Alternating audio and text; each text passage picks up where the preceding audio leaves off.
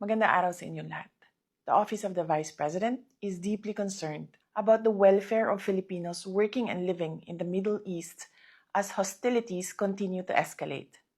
As a nation, we should come together in prayer for the safety of our kababayans, even as we hope for the expeditious and peaceful end to the conflict.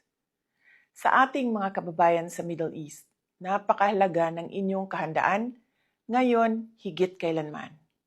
Umiwas sa fake news, disinformation, at misinformation. Tiyaking nagmumula sa mapagkakatiwalaang media group ang mga impormasyon hinggil sa mga kasalukuyang pangyayari.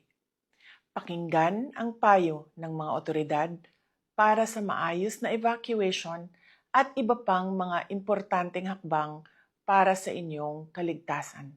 Higit sa lahat, manatili tayong mahinahon at matatag.